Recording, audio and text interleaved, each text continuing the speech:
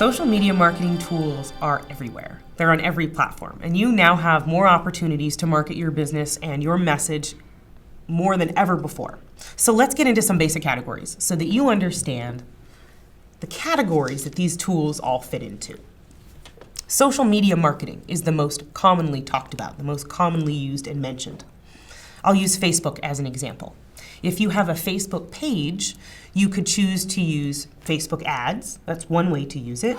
But every single time you post to your Facebook page, which is in fact a miniature website, it has search engine optimization. The keywords that you put in an update on your Facebook page are searchable by all search engines. So again, your status update, every keyword that you put into there is searchable. People are going to find your Facebook page. And truthfully, under the age of 35, those users may not even go to your regular website. If they prefer Facebook, then they will look for you on Facebook. Because it's so large, it's something that everybody needs to consider if it's appropriate for them. LinkedIn is another example. It is in fact a social network. It isn't quite as conversational, isn't quite as social, but it does fit into that category. They also have ads, but they also have event listings. LinkedIn, if there is a comparison, I like to say Facebook is a class reunion. Friends, family, high school, boyfriends, things like that. Twitter is a cocktail party. LinkedIn is a professional conference. Business suits, briefcases, business cards, networking. This is where business really happens. So where you can market yourself on LinkedIn as an example, yes, your status updates are searchable, but let's say you have an event. If you post that event and then somebody goes looking for video, if somebody looks for a video workshop session in Southern California, your event will show up. The event feature is really exciting because it has great filters, and I recommend for people that are trying to get outside of their regular bubble to use that feature, because if you put in your key search term, your specific location within a decent time frame, you could arrive at an event that you never would have found before. There's the 6 degrees of separation rule, right? They now statistically say it's 4.7 degrees of separation. I really say it's 2 to 3, but I'll stand by that statistic. What's interesting about LinkedIn is that you now have the opportunity to get outside of your regular bubble of influence and go find new experiences, meet new people. If you've ever networked in a physical room, if you've shaken hands, you hand out business cards, you make eye contact, you talk about what you do, you talk about what's important to you, you get a very limited amount of time that you get to work with people. So something like LinkedIn is a wonderful way to go beyond that 4 minutes. And you're tied into that 4 minutes. Whatever that subject is, that's all you get. If we're talking about the room, or we're talking about the event, or we're talking about the person that we just spoke to, I'm not getting in depth to hear more about who you are, but I'm interested and I want to know more about you, so I can use LinkedIn to learn more about you. The reason I bring this up is the physical act of shaking hands and learning more about people. This is the digital equivalent. Go to LinkedIn, read their business card, find out who they are, learn about where they've been. So the transparency that comes in on all of these platforms is beneficial. You still control your message, but you have more opportunities to spread your message. So the next one I want to cover is web-based marketing tools. My favorite one right now is the Hello bar. It's a bar that pops down from the top of the screen, and you can put in a message, you can change the color, you can put in a clickable link. There is immediate conversion. You have the opportunity to immediately convert your audience. That's a neat one. There's a wide variety of other web tools as well. With search, Google AdWords, of course, search engine optimization, every tool that you're using, from Facebook to Flickr to YouTube, doesn't matter really what you're using. If you're using keywords and searchable terms, your name, your business name, your web address, those are all searchable. So when you load a YouTube video, as an example, make sure you put in your name, your business name, your full web address, including the HTTP. That makes it a clickable link. And then somebody can go back to your website. So everything you put out there is search engine marketing. It really, really is. There's paid marketing, And then there's organic. If you are on any search engine, yes, Google is the most commonly used, but there is Bing, there is Yahoo, and there are several other smaller players, but those are the three majors. If you are on a search engine and you put in the name of your business, see what turns up. It's going to be very interesting. I know for a fact that these tools work because when I put in my name, depending on the day, I own about the first 15 pages. There are other people with my name. Poor girl. She's buried. The point is everything that you put out there is your message. It's timely. So if you publish today, it's up. It's out there. So consistency is very helpful in making sure that you stay top of mind on a search engine.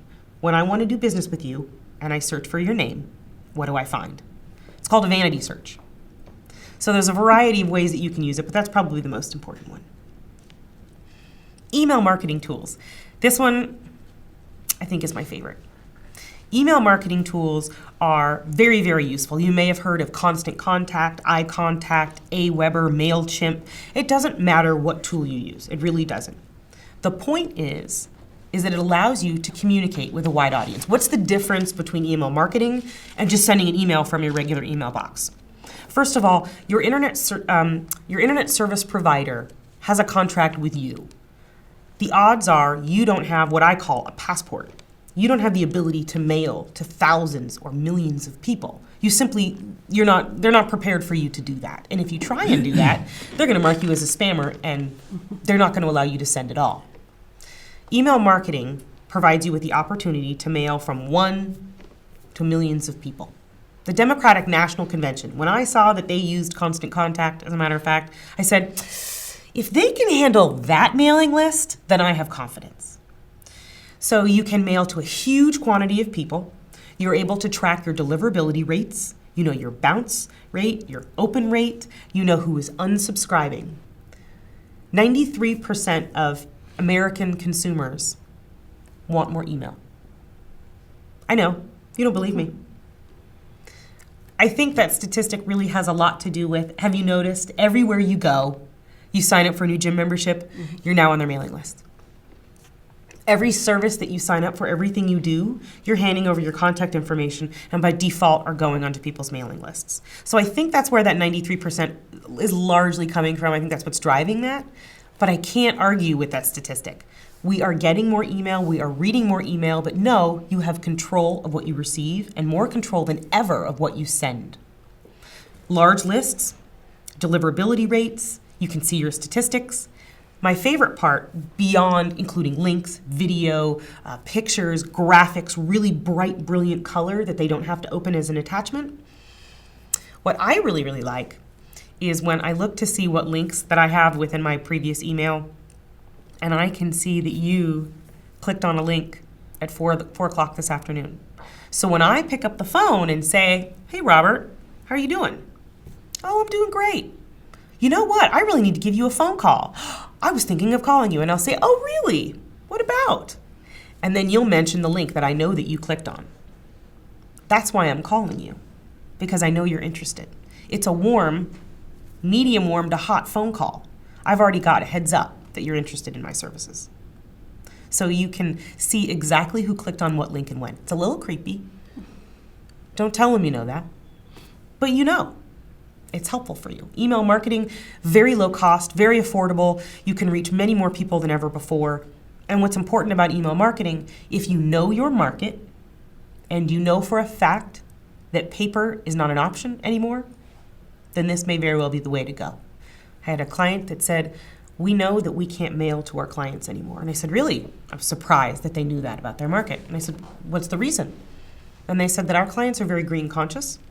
And if they saw that we were doing a mass glossy mailer, print, color, graphics, right, postage, production, gasoline to get it there, and who now gets mail that's really worth something? There's not a lot of mail that people want. So email marketing is becoming more and more important. It allows you to touch your audience on a frequent basis, a light touch. One of the most valuable tools in your tool belt. I recommend once a month. More than that, really requires knowing your specific audience. You can target your emails to vendors, to students, to specific different kinds of customers that you have. That way the frequency isn't overbearing for the different lists that you have. But it is tremendously valuable.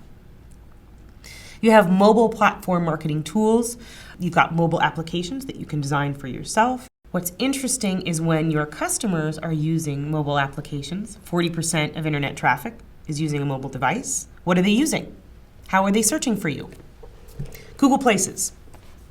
Google Places is probably the best way to be found. Why? Google is the most used search engine, and when I put in the name of your business, what am I going to get? I'm going to get your website, but maybe I need to know how to get there. Here is Google Places. I looked up the Los Angeles International Airport. Not only can I see a picture, I get directions, I get pictures, I get video, I know exactly how far away it is. If there's reviews involved, I know what your service is like. So this is the Yellow Pages. If you don't have a landline, you don't get a phone book. So what's the phone book? Google Places. This particular service ports into almost every decision engine that's out there. So if you're using Yelp and you want to find the closest vegan restaurant, you know where they're getting their directions from? Google Places. The services that people are looking for are largely based on their location. If they need a hairdresser and they're in LA, they don't need information from San Francisco. So if they're mobile and they're asking questions of their search engine, the search engine is responding and providing information that's specific to their location. So mobile platform tools, tremendously important. Please go get yourself a Google Places page. It's free. But this way, any engine out there that somebody is using to look for you, they're going to find the information that you provided. So your address, your phone number, your map, your driving instructions, if you have any coupons, your hours, what kind of money you take, all of these things, videos, everything. So having the ability to see that, tremendously important, but because that information is ported into so many other places, it takes you 5 minutes to build. Understanding where they are, we're talking about location-based. Where they are on the planet is going to help you make sure that you provide the service that's appropriate to them. As an example, if you live in wine country and you sell wine, understanding which states you can't ship to, right? That's one basic feature. Or if your service is you can only sell it in Seoul, Korea. So you're pitching to Korea. That's your audience, that's your market. You need to understand the language, the culture, the seasons. It's really, really important for you to understand it's monsoon season, and maybe your shipping times will be slower to that particular location. So location is still important. You have far more locations to think about, but this boils back down to knowing your market. Where are they, and what are they buying?